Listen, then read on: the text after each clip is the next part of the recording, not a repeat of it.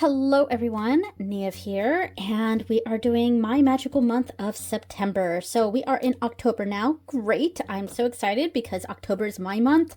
My birthday is starts off the month, the 1st of October, and it ends with Halloween. So yeah, to me, this is like the best month. So anyway, yeah, so let's start going through what I did in September. So we'll start off by looking at some of the rituals and stuff that I did. So, or the moon readings and all that. So here's the thing. I actually I didn't do a lot this month. I did do some. I missed the third quarter moon, so I didn't do that one. And this one was very small and very short. I didn't even write anything down for it, but I did a video on this. Yeah, I did a video on this one. So that's on my channel. Yes, and I think it was during my autumn equinox video. That's what I think I did there. And yeah, all right. And then I also did I didn't write anything here, but this is the love candle that I did for my husband and me on the autumn equinox because our anniversary happens to be on the 22nd of September, which was no mistake. Yeah, we got married on on or near the autumn equinox, and the reason for that was because autumn is my favorite season, and the 22nd happened to be the birthday of a dear family friend, so that's why we got married on the 22nd, and so there we go.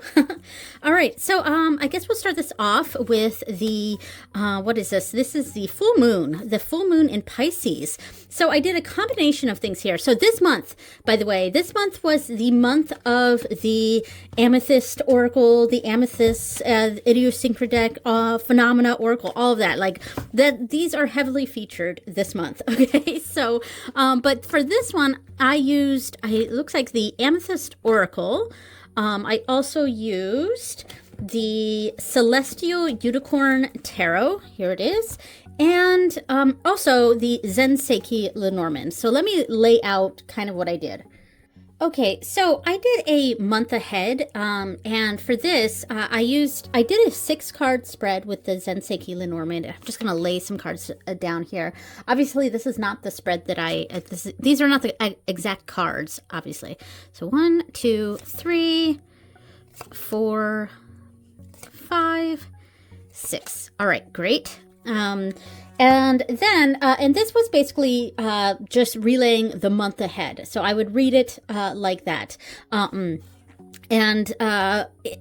Speaking of the Lenormand layouts, I am doing a series on my channel called Tableau Style Reading, and it's basically using different types of oracle decks or tarot decks or what have you, any sort of deck, and reading them like they're a Lenormand, and so in a tableau style, so a 6, like in grid style, basically, and how one might read different types of cards in layouts that we normally see in Lenormand. So that I'm doing kind of a series on that, and it is often falling back on talking about Lenormand because you know, of the nature of these spreads, but yeah, so I think in my last video, I went over how to do a 6-card spread. I'm pretty sure. I'm trying to remember because I'm pretty sure I did smaller spreads in the last video. So I only have 2 of the Tableau videos up so far, but I really do hope to do more in the future. I'm not forcing myself to do one a month. I'm just kind of doing it if I have a slot available in the month, because I do 2 YouTube videos a month, or not a month, 2 YouTube videos a week. So if I have a date open, then I might do a Tableau video. But anyway, so this 6-card reading here was my basically my month ahead. These weren't the exact cards, of course, but there we go. So then I did a combination of the Celestial Unicorn Tarot along with the Amethyst Oracle for basically this card here represent as above, So sort of spiritual focus for the month. So below, a mundane or earthly focus for the month. As within, so a inward focus, something I need to focus on the inside, and so without, and that it was how more relationshipy wise, or expressions, or the outside world is what I guess what I'm trying to say here. So I can't remember if I pulled the tarot card first and then pulled the oracle to go on top, but I'll lay it out like that anyway. So this was as above, so below. Whoops, I pulled two cards. That's fine. So below, as within, so without. And I kind of like doing this, those labels for those positions, because it's, it makes sense. It's, what we're talking about spiritually, mundanely, inwardly, externally, So, and then the oracle on top, was basically just an added information, added theme, and I really liked this. This was very nice. Chai, and there we go. And this combination, I really liked. Let me turn the camera a little bit there so we can see. There we go. Yeah, I actually quite enjoyed these combinations of decks, and I thought they all sort of went well together, and the energies seemed to jive well. Yeah, so tranquility with the Five of Pentacles. Ooh, okay. So maybe spiritually, we're talking about spiritually with this card. And I'm just kind of riffing here because this obviously was not the spread that not the cards that I had for my reading. But, let's say Five of Pentacles is a sort of lacking sort of energy, or this unicorn here feels like quite lost and without guidance. So it's perhaps feeling a lack of tranquility with a spiritual focus. Yeah, I don't know, something like that. So anyway, I quite liked this layout and this combination. So before I put away the Unicorn Tarot and the Amethyst Oracle, I also used this combination, the two of them, on the second week of October in my nightly tarot journal.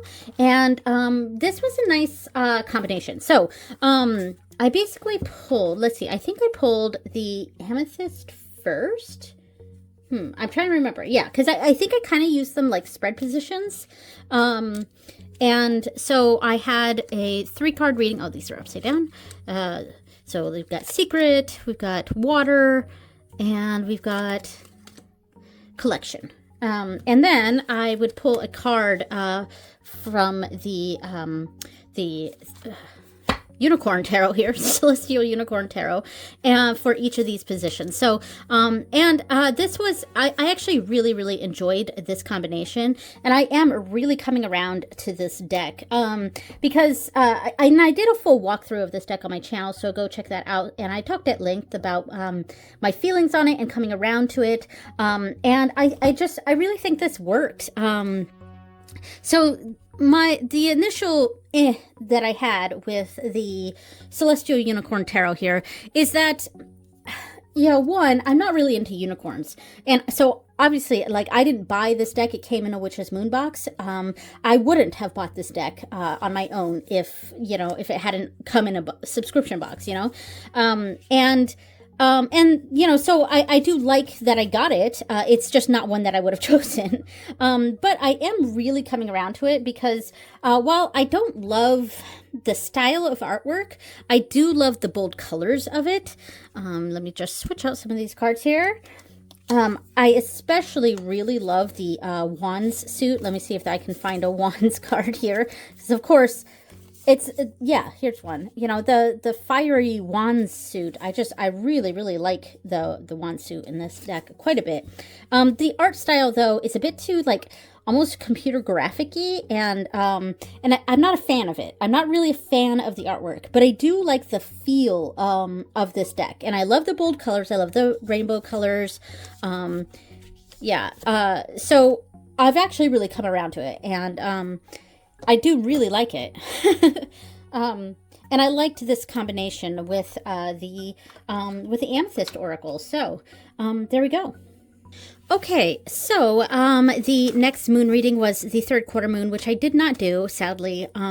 This month has been a very weird, or this month, as in September, has been a very weird month. There was just, a lot going on in like personal life and the world, and there was a lot, and I'm sure I will talk about that a bit more, but later. But I just could not. I couldn't really bring myself to do this reading this week, so I didn't do my third quarter moon reading. All right, there we go. So as you can see here, I didn't write anything in here, but I did actually do a video on this one. So this was with the Memento Mori and the Shadowscapes Tarot, and this is basically the only time that I didn't use a... well, I guess it wasn't the only time, but most of the month I used a lot of the Jessica Bott decks, Cracked Amethyst and all that. And this, for this reading, this is actually a challenge that I'm doing on Patreon, not my Patreon. This is for Black in the Moon, Claire Goodchild. They're doing a challenge, an ancestor connection challenge, and basically pulling cards every day from the autumn equinox until Samhain, and in an effort to connect to an ancestor. So yeah, I've really been enjoying it. But the first reading, I did on the new moon in Virgo, and that was basically the energy that I focused on. And I created a candle for my Nana. That's the ancestor that I'm connecting with for this challenge. So I've pretty much decided to use the Memento Mori oracle. I was combining oracle with Mori, and I was like going to say... I don't know. I think I was just going to say oracle or oracle. Anyways, and also the Shadowscapes Tarot. I wasn't actually planning on using this deck this month, but it just called to me to use this with my Nana. So, I'm just going to pull off a little bit of this and we can look at it this way. I do like the combination here of these decks. They go quite well together, surprisingly. So I'll just flip through a few of these here. Ooh, look at that energy. We got Thistle with the 5 of Swords. Cool. Yeah. And, I want to use the Memento Mori more often because I love the style of cards that these are. I've really been drawn to more, kind of cartomancy style decks, I guess. Basically, cards that have simple imagery with one keyword and like a title word, and then kind of coming up with my own interpretations of what that means, and then reading very intuitively and very much in a cartomancy kind of way. Almost fortune tellery. That's kind of the feeling that I sort of get from it. And I really liked it with the Shadowscapes, and I've been focusing on basically these two decks for my challenge with my Nana. So before I get to the last moon reading, I kind of just want to go over the weekly decks that I used. So this first week, I used the Cracked Amethyst with the Phenomena, and of course this went very well. And I pretty much did the Oracle card in the center with the 2 tarot on either side, just very typical reading. It was, placing down the phenomena of the next day, and I've been trying to do my nighttime readings as a little bit more predictively and read like that. Get the thing out of the way. All right, so let me do a quick shuffle so I don't get cards that I basically use. So there's the phenomena, fire, and I'm just going to split this deck here. All right, and then kind of the energy around it. So the energy of the next day is fire, and the phenomena deck is it's kind of an intense deck. It's little, like it's it's a very small deck, like 30 something cards, you know. But my gosh, the energies, I mean, they are phenomena. So I guess you don't need a huge deck for phenomena, you know, because those are huge energies. So it is kind of interesting using the phenomena oracle as a daily reader, because that's big energy. We're starting off, okay, what's the big energy tomorrow? What's the phenomena? And then what is the energy surrounding that? Ooh, okay. So we got the Fool. So the fire is coming from basically a feeling of lack of knowledge, of jumping in without a safety net, etc. And then this one, it's hard to read this one because the writing on it, oh my gosh, I don't know what card this is.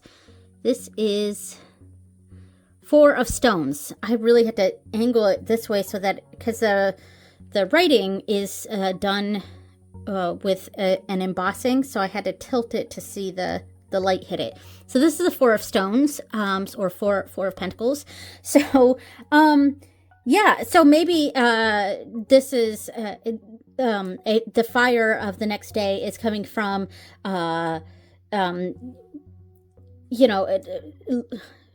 jumping out and let me hold on a second. Kind of a leaping before we're looking, and maybe even an overshare of information or something that we should have kept to ourselves. Maybe that's kind of what I'm thinking about here, because this is very reckless, whereas this is very secure, you know, and very methodical here. With the Four of Pentacles is a lot of hoarding resources, or keeping things closed off, boxed up, encircled here.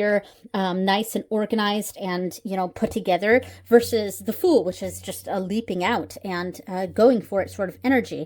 And with the fire energy in the middle here, I would say probably the best thing to do here is to keep things under control instead of jumping out. So that's, I guess, where I was kind of going with that.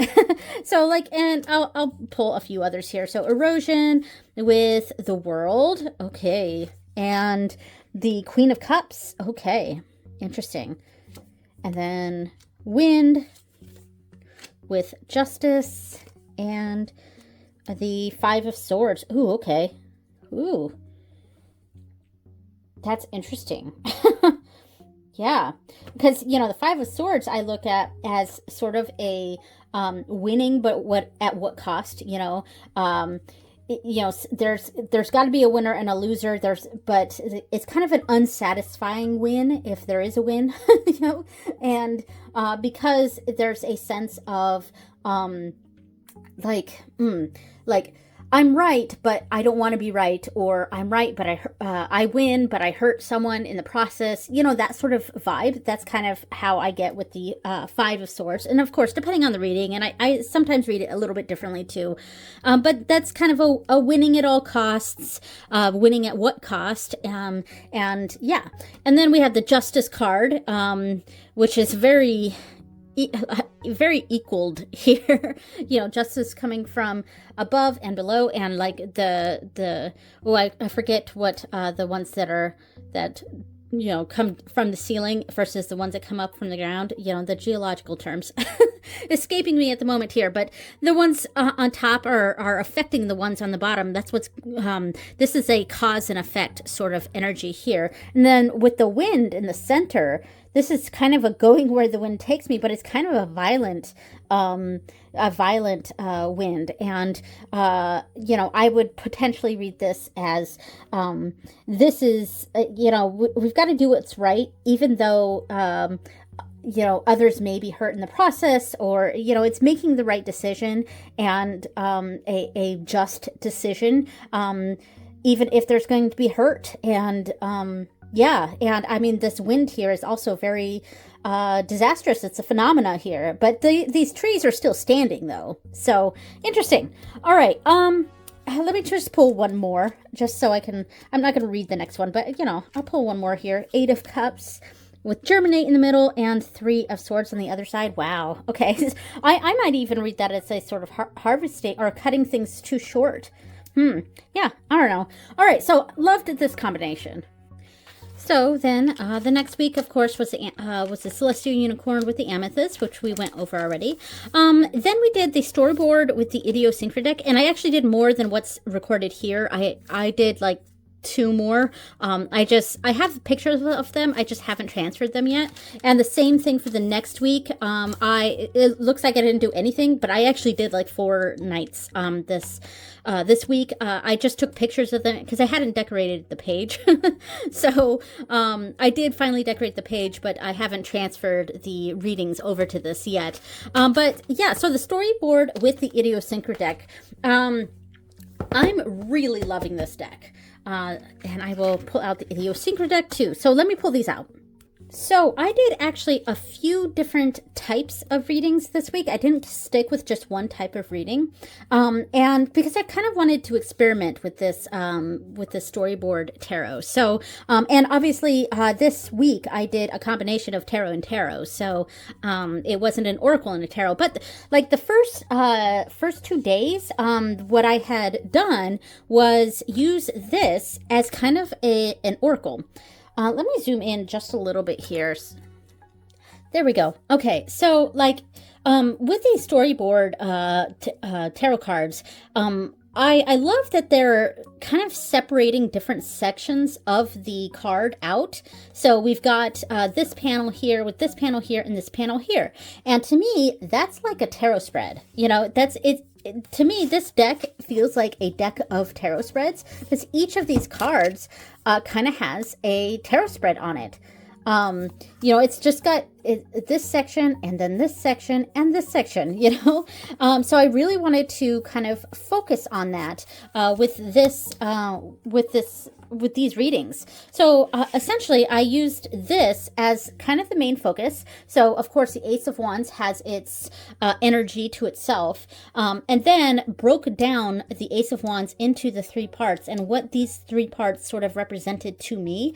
So I mean, we could look at the book itself, because it does go over each of the symbols that are in the cards. So it's actually pretty cool. But you know, I've kind of liked doing it my own way and just sort of coming up with my own sort of feeling on what these different symbols mean. But sometimes a book does help a little bit. So let me find the Wands suit here.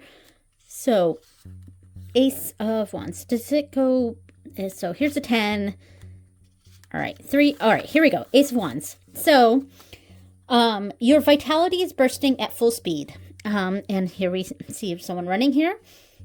Plans will be transformed into practical actions. As with all aces, it holds great creativity and possibilities. So the symbolic elements, we have music, which external energies that resonate in the same frequency. So I might use that here. And then we also have flower, so blooming, a blooming energy. And then running and action. So, I mean, there's the 3 spread positions. So, I think the starting off with the music makes the most sense. So I would put a card down here. This represents the music. 9 of Swords. Ooh, okay. Very interesting. And it's interesting, this 9 of Swords feels more like an 8 of Swords. Because it feels like that circle of swords from the 8 of Swords, which is interesting. But, you know, a sense of anxiety looming about this. And then, you know, what's growing from that? Oh, another swords card. Geez, this is a gloomy reading. Here is the 8 of Swords. So feeling trapped in this. This is such a, you know, the Ace of Wands is often such a positive card, and then we're getting like such a like heavy cards to go along with this, which, you know, I'm just gonna leave them. We're gonna go with this, and the 8 of Swords here is stuck in the mud. So, but you know, it just needs someone to pull it out. And so the action is yours. So what's the action you need to take? That's this side. We have the King of Stones. Okay, just we really got to take this energy from the Ace of Wands that is maybe feeling like it's looming over us and sort of trapping us in this spot. But what we need to do is take that practical energy. The King of Stones is thinking very not logically. It's more practically. Practical is probably one of the biggest keywords I would use for the Pentacles or Stones suit here. So it's and the king is kind of a master of that. So it's really rising above and being this, instead of being a stick in the mud, you kind of have to be this obelisk shooting out and really take that action and do the necessary, be smart about it. Because the kings are very intelligent. They're very smart. And they've thought this through. And the King of Stones is taking the most practical route. So it's almost using it by force here. So, and I also like that's what she's running toward here too. So anyway, I just really enjoyed this little layout and using the different cards to kind of, or the different sections of the card to kind of come up with its own little, I almost dropped all these cards, sorry, its own little spread here. So it's because this deck is so tiny that it's got a little bit of a tower going off to the side. So when I was trying to pull cards from it, I was pushing on it and it almost fell everywhere. But anyway, yeah, so really loved this layout and the different sort of ways to read the cards and combining it with the tarot, using it like an oracle. Let me see if I can get a different one. This one's pretty good too. It's got definitely 3 very visible sections that you can use with these. So I don't know. I thought this was really cool. But I didn't do this spread for the entire week. I just did it for 2 days, and I really liked it. I'm going to come back to it, I think. And it was fun using the storyboard like it was an oracle. And what else I had done, I kind of experimented as well with going back and forth of using these cards, drawing these first, drawing a 3-card reading like that, and then pulling like an added energy like that. Same sort of thing as before. Yeah, here we go. Sorry, I'm out of frame a little bit. And then I also tried the opposite way too, where I pulled these cards first and then pulled the storyboard underneath. So in the same sort of vein as before, where these were like the spread positions. So yeah, I enjoyed that. This was a really cool combination, and I like these go really well together. And because this is so tiny, you can do that sort of thing where you've got a tarot card here as the oracle card, and then more tarot going around it. And because these are so small, it fits pretty well. So the final week, as I showed here, I didn't write anything here, but I did do like 4 spreads. I will eventually, or 4 days. So I will eventually transfer those over there. I took a picture of them, so they're there. And of course, the month went into this week too. But I will go over the decks I use for this, mostly in the next video. Though actually, I'll kind of be going over it for my last moon reading because I use the same decks. So yeah. Anyway, all right. So, for this one, I did a combination of the storyboard again, because I honestly, I wanted to keep it out. I was having such fun with it the previous week, using it with the, idiosyncra deck, that I wanted to keep it out, and I wanted to use it again in the next week. But, I wanted to do at least something a little bit different. So I combined it with, the, Crystal Visions Tarot. So I really like this. And I went with the Crystal Visions. I was going to use the not Cosmo Visions, the Cosmic Slumber. Cosmic Slumber was what I was going to use. But because it was our anniversary, I was really drawn to wanting to use a more lovey sort of feeling deck. And that's definitely the Crystal Visions for me.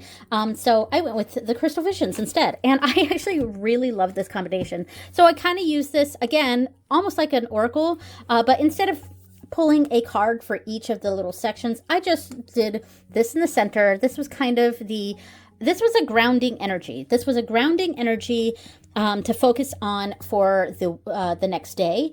And then I pulled 2 cards from the Crystal Visions. Let me split it so it's not the same cards as before. And this was maybe not...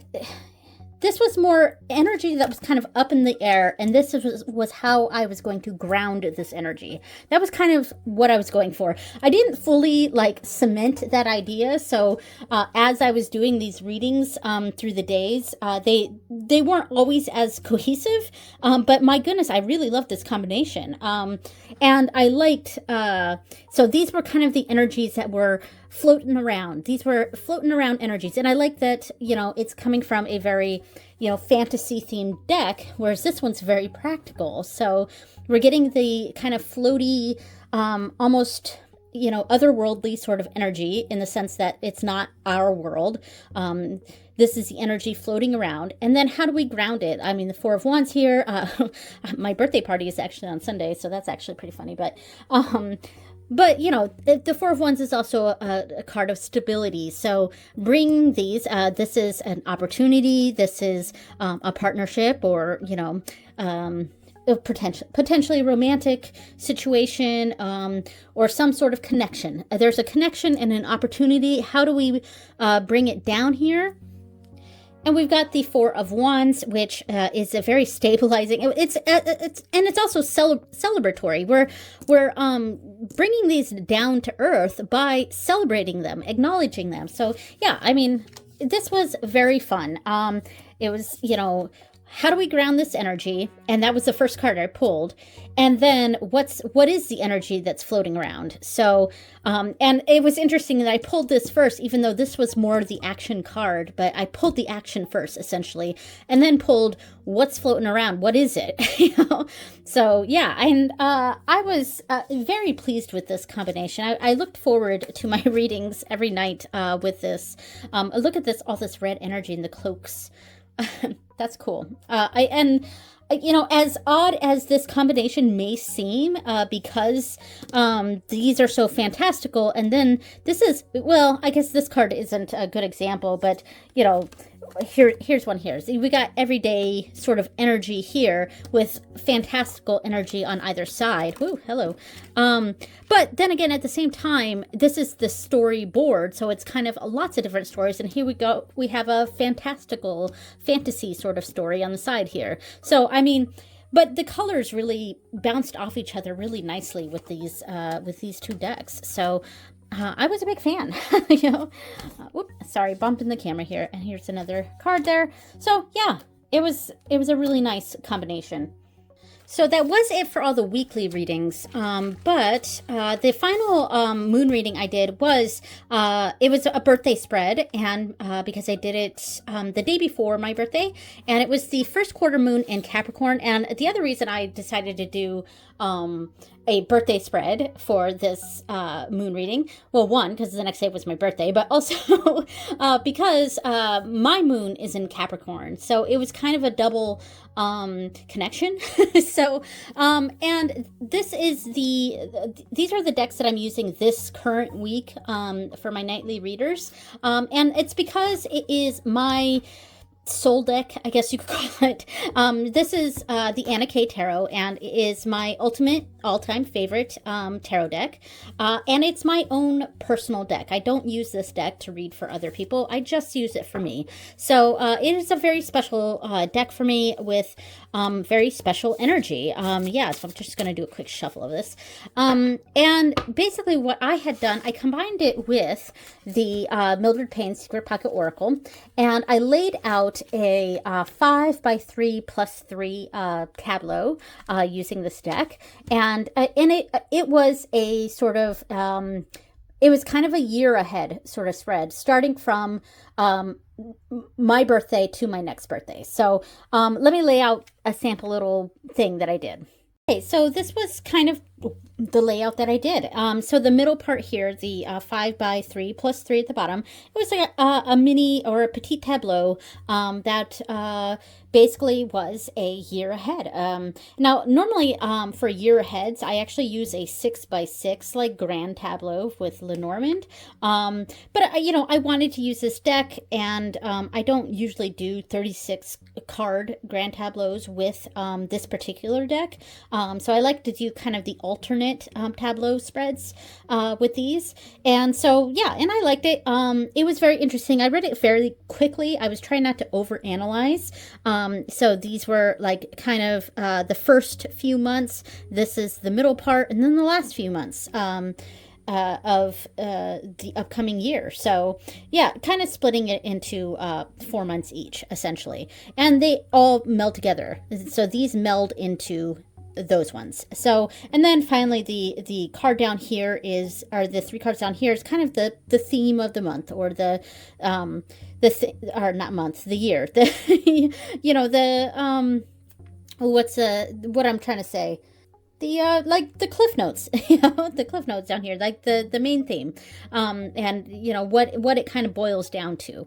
Yeah, and you know, and I worked off a little bit from that, but I was trying to keep it short and sweet. It was just kind of a quick overview of the upcoming year, and then I did the same sort of 4-card thing here with the 4 around it, and I did an as above, you know, spiritual focus, mundane focus, so below, as within, you know, an inward focus, and as without, or so without, a external focus.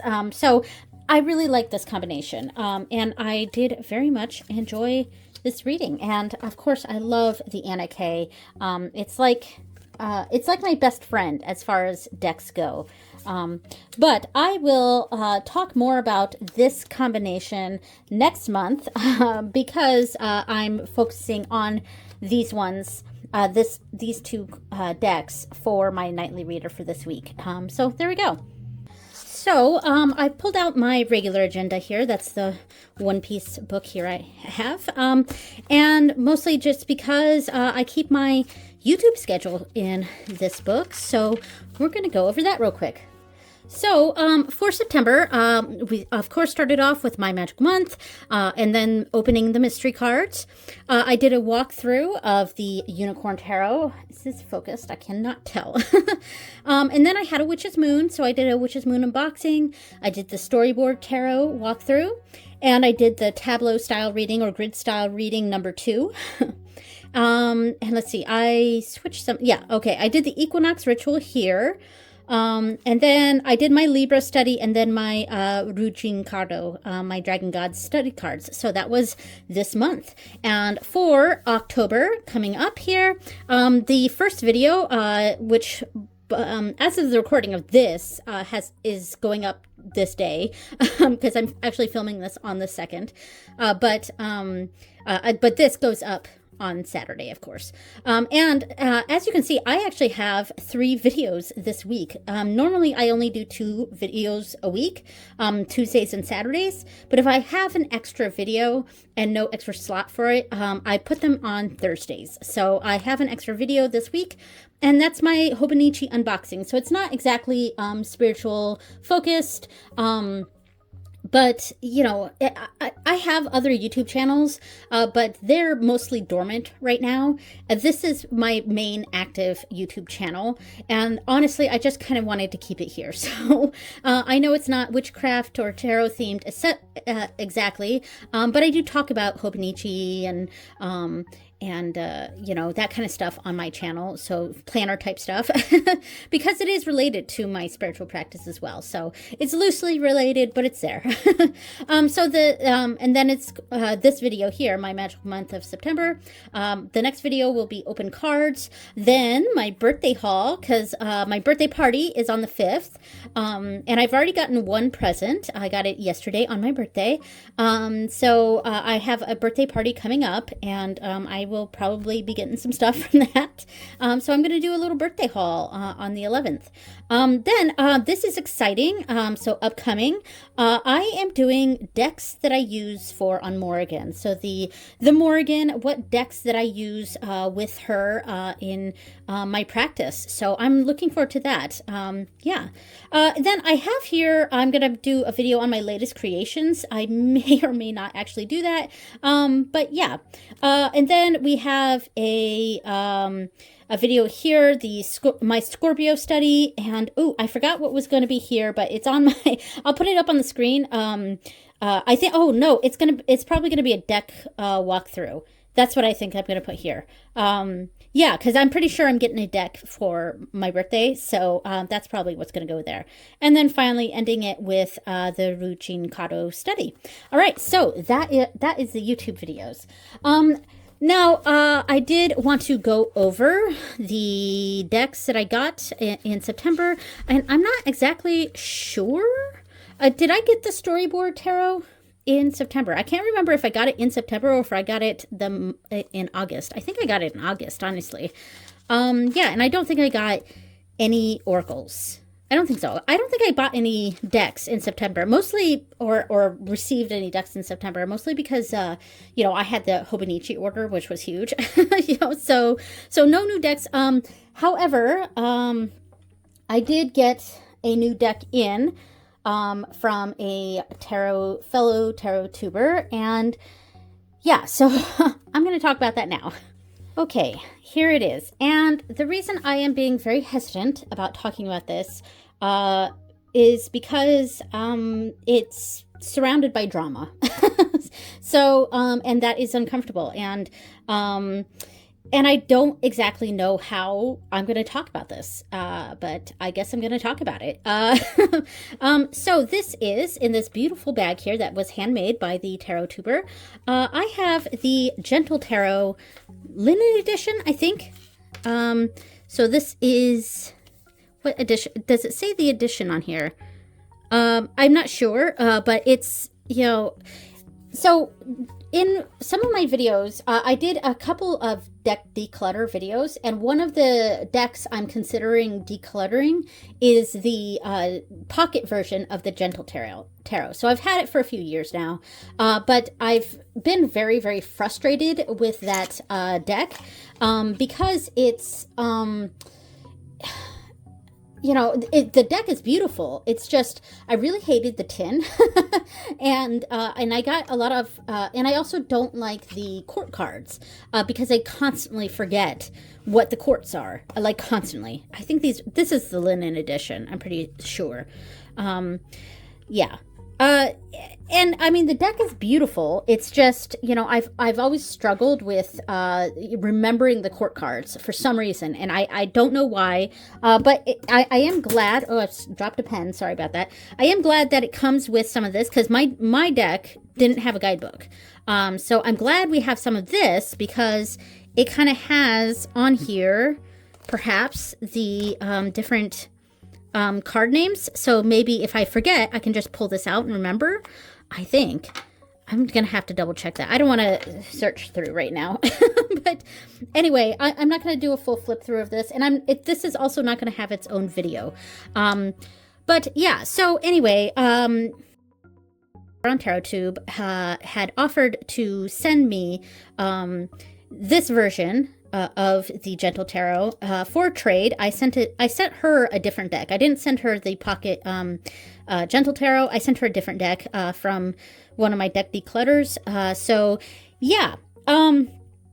Now here's the drama. She has since unfriended me, and you know, that's gonna, you know, it is what it is. All right. And this had to do with a certain celebrity being unalived earlier this month. That was like one of the big news stories. And yeah, so obviously she and I were on complete opposite sides of this issue and had completely different perspectives. So yeah, and look, how do I put this? All right, I had to pause for a minute and just kind of regroup and take a few deep breaths. So, all right, and I'm a little nervous about talking about this. One, because, it's drama involving a friend, but it's also that, the entire situation has people acting so insane. And I don't mean, the people directly involved in this situation or whatever, but like, I mean, just as a society. Yeah, I have said my opinions here and there about the situation online, and I got threats, and I'll probably put an emoji up there, but yeah, I got unaliving threats that I actually had to report because that's how bad that was. Because I have, God forbid, an opinion. And, oh no, I don't cry my eyes out, over a fascist propagandist. Yeah, which I will try not to speak more on with that, but I have a strong opinion on that. And, there you go. And I would say what my opinion is, but I don't want to get more threats. That was my self-censoring there. But so, I haven't really shied away too much by explaining what my opinion is. And as I'm sure you can gather what my opinion is here. But I understand that, some people that I care about are going to have a differing opinion, and that frustrates me to no end. But, I care, if it's someone I care about, I'm going to have slightly more kid gloves, I guess, And I will say that, I was perfectly calm and fine. I only said one thing, and that one thing is you and I are on complete opposite sides of this issue. That is literally all I said. And there was a retort, and that was fine, and she has her perspective, I have mine, and I was honestly going to leave it at that. But then, out of nowhere, I had been unfriended, so... I don't know what it was. Maybe she saw my opinions elsewhere and decided that she couldn't handle that. And you know what? Fine. Fair enough. Fair enough. I'm going to say that, I understand that people who maybe did not know who this person was, that was unalived, maybe have a misunderstanding of who that person is. And yes, this is me giving the benefit of the doubt. And I am shaking a little bit, just kind of thinking about this. Sorry. And maybe I am just giving the person the benefit of the doubt. Who knows? Duly or unduly, I don't know. But, but I care about the person, and I understand that their heart is in the right place, and from that perspective, without putting words in anyone's mouth here, but there's a perspective of not understanding being anything less than devastated that someone died. Yeah, so, and look, I get that. I understand a certain sanctity of life or whatever, and yes, I do feel that. But, I don't necessarily think, I think, this, I'll put it up on screen, is a part of life. And, yeah, and I'm not going to say what I think here very well. But look, what I'm trying to say is I understand why someone might be put off by the idea of even being happy that someone has passed on, that someone has died.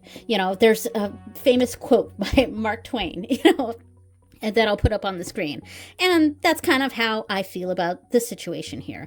And, some people, especially people who had no idea who this person was in real life, may find that feeling distasteful. I don't know. And maybe that's how she feels. I don't know. She won't talk to me anymore. So who knows?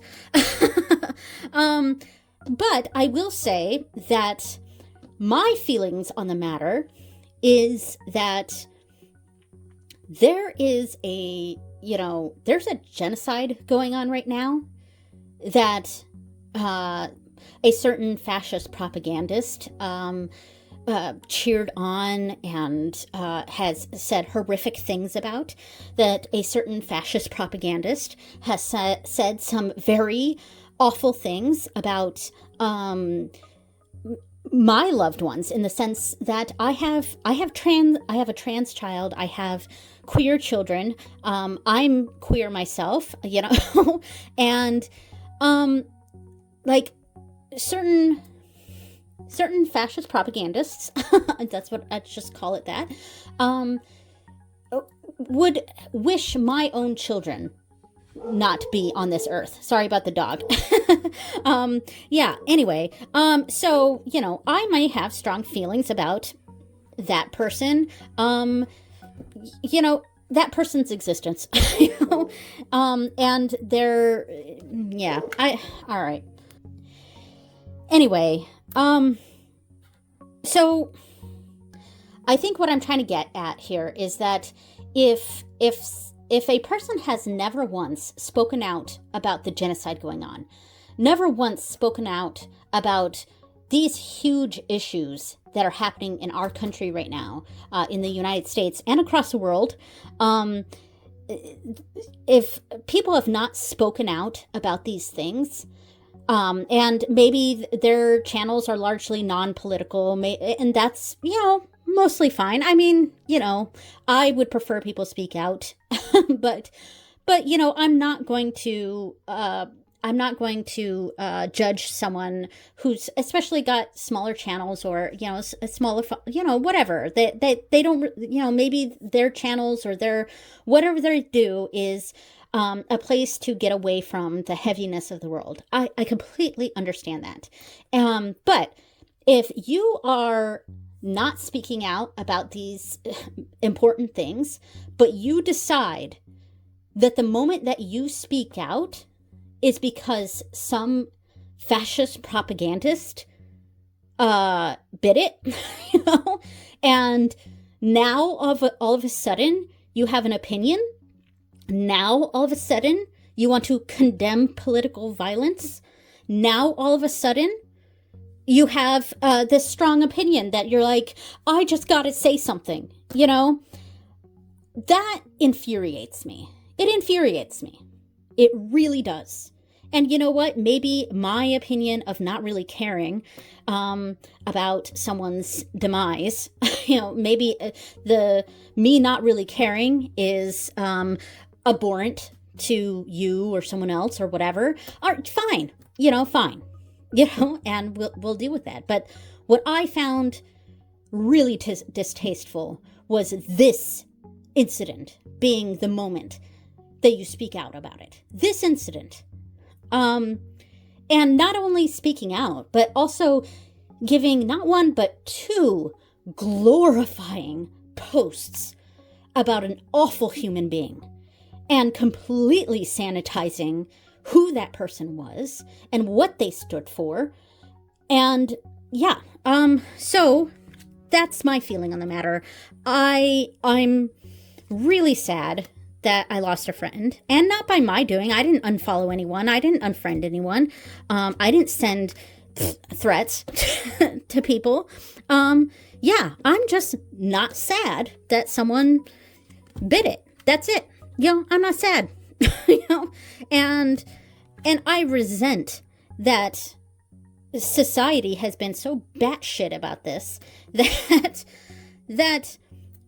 I have to be in fear for my life and my kids' life just because I'm not like crying over this person that I didn't even know, and and who spoke horrendous things about people I love and about big issues.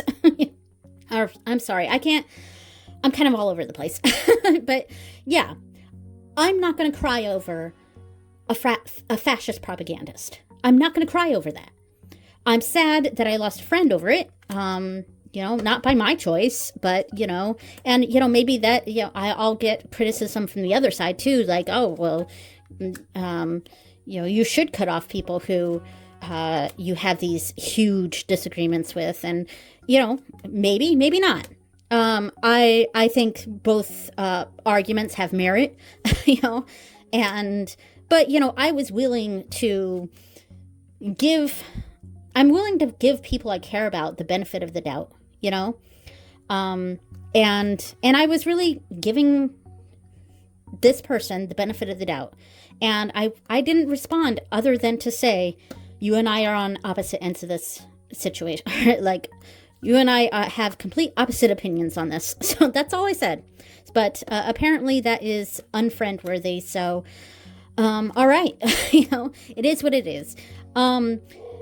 I'll speak a little bit on this deck. I do like the cardstock, a really, really nice cardstock, and this is going to be shuffled very easily. I'm not going to flip through the rest. We've all seen the Gentle Tarot, and I'm done yapping about drama in the world, and hopefully this is not going to get me threats, I had people commenting on my channel, these horrific things. So, yeah. I am going to give this a shuffle to see how this goes. Oh, it shuffles really nicely because I waited until this video to look through this deck and to shuffle it and stuff. So I didn't know how this was going to shuffle, but it seems to shuffle very nicely. As expected, it is linen, and I love the edging on it. I don't know if she did the edging or not, but yeah. And, I did say her name in this video, but I think I'm going to block that out when I edit. I would love to give her credit because she did a beautiful, beautiful bag here. So I would love to, tag her down below, and so that she could get some recognition for her bag and stuff. And she's such a sweet person, and I really miss the friendship. But,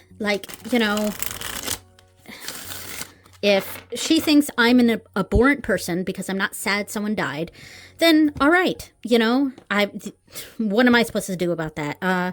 All right, then, I get it. On the surface, it seems like that's an awful thing, but, yeah. Anyway, I am really happy I have this deck, and no, the drama will not give me bad feelings about this deck. I'll actually have very fond memories, feelings about this deck, thinking about the nice parts of our friendship, before there was drama. So yeah, anyway, so that was the only actual deck that I got in September. So there we go. Yeah. All right. I don't know how much of that I'm going to cut out. And yeah. Oh, last thing we got to do is the tarot tournament and the oracle tournament. So the tarot tournament, I think it's between let me grab it. Sorry. All these decks over here on the side. The Celestial Unicorn Tarot and the Storyboard Tarot. I think it's between these. So the Celestial Unicorn, I was very surprised by. I did not care for it when I first got it. Because like I said, unicorns aren't really my thing. And the cardstock is meh, and the art style is a little weird. But I love the bold colors in it. I love the energy of this deck, and I really came around to it. It's definitely a contender. But I do think I gotta give it to the storyboard, because this deck has been absolutely amazing. And yeah, so we're gonna give it to the storyboard, and I think I use purple for the tarot. So this was for September. Yugatsu. So we are doing storyboard tarot. Okay, and now it's between Pacific Northwest and storyboard. Ooh, that's tough. Okay, I'm going to give it to the Pacific Northwest. And I kind of, what wins out there is seniority. I've had that deck for a lot longer and I have more of a connection with it. So I am going to say, I put Toro. Tarot. There we go. I am going to go with the Pacific Northwest Tarot because, yeah, I storyboard wins this month, but it is pretty much brand new. So, yeah, and I have more of a connection with the Pacific Northwest. So I think that's what wins out with these ones. All right, so then, let me put this pen away. The Oracle Tournament. Ooh, what am I going to do for the Oracle Tournament? Let's see. Let's see. You know what? It's the Amethyst Oracle.